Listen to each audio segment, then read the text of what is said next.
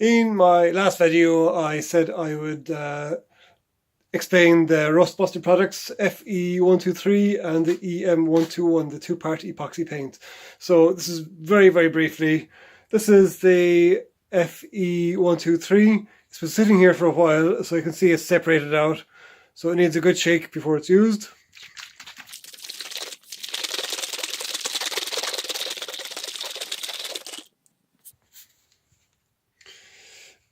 Now we are going to be treating underneath the van, but just for demonstration purposes here, I'm going to show you how this works on this rusty old vice grips. So I'll show you how this works now. I've poured out a little bit of this. You really don't need much because it goes a long way. It's quite a thin consistency.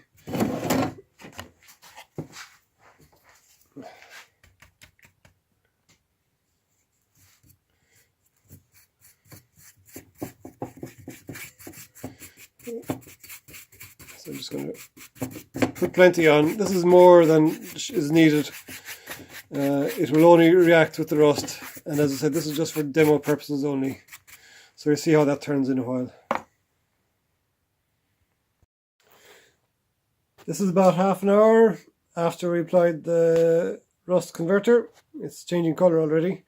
You're supposed to leave it 24 hours at least, so we'll come back to it later on, but you can see there's definite change of colour here. That's the untreated side. That's treated. So we'll see what that looks like tomorrow. This is 24 hours later, and you can see that the FE123 has reacted completely with all the rust. That's the treated side. That's untreated, and it tends to turn the rust black. That's how you know it's worked. There's some bits where it hasn't reacted as much because there was no rust in those spots, I'm guessing.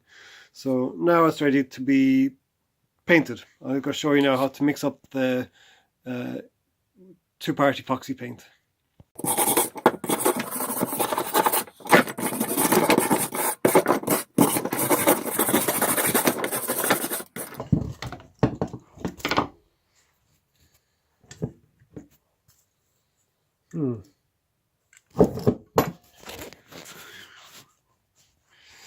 So looking at that,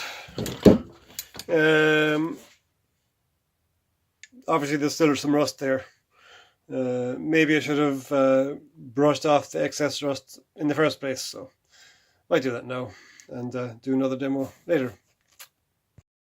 So this is the vice grips after a second round of FE123. Now this is a rust converter, it's not a rust protector. This will just convert the existing rust into something more inert, something more stable. This now has to be painted over with a paint of some sort, and I'm going to be using a two-part epoxy paint called EM121, which is this stuff here. Sorry for the terrible shot, I'll get you a better shot later. Now, normally, every time I've used this, I have weighed out with the kitchen scales exact quantities of each. You have the two components, the paint, and I think that's the more of a solid component in it, and also put in 10% of a thinner. I always weigh it out because that way I know that when I get to the end I'm going to have exactly the right proportions. So today I'm just going to mix it all in together, and I'll show you what it looks like. So this is the this is one part. I don't know what you'd call it, and this is the other, which looks like just a very thick black paint. Okay, and then this is just like alcohol-based thinner, solvent-based thinner. So I'm going to mix them all together now.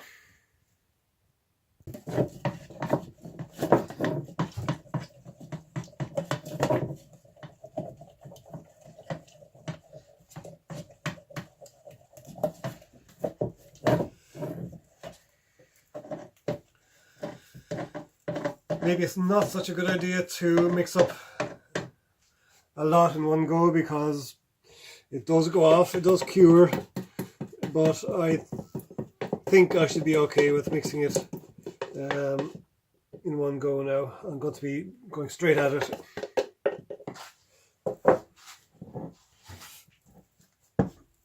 So yeah, that's what it looks like.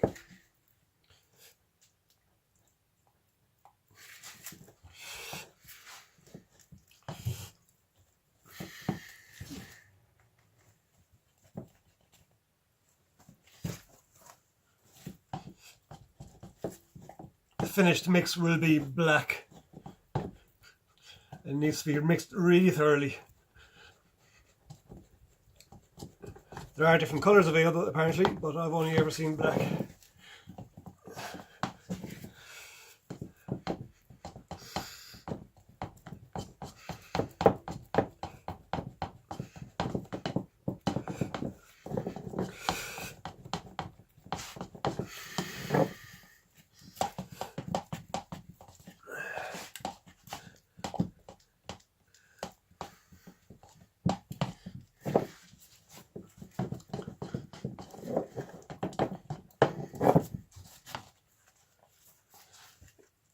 It mixes up, yeah, it mixes up to a nice thick consistency, really silky and smooth, and it applies very nicely. The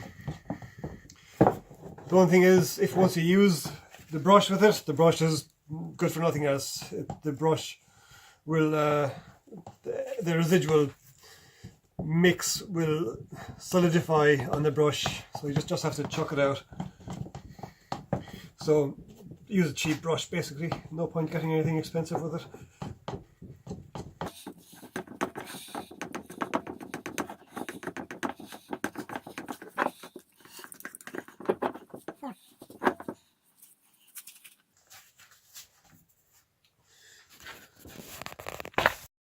That should do.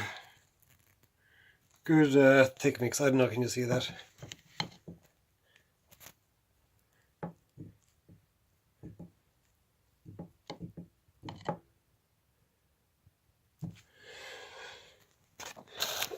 It can be mixed without the thinner if you want a really thick coat to kind of fill gaps and stuff, but I've always used it with a thinner. I think that's the most useful way to use it. Now, onto the van to start painting it on. I'll just show you how this goes on here, how it looks.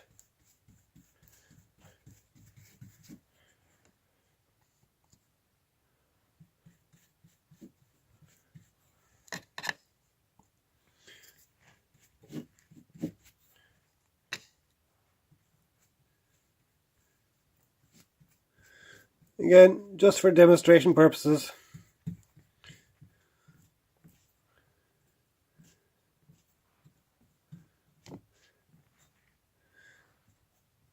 I don't know if you can see that, but it dries or settles to a nice even coat. Really is good. Goes on very thickly.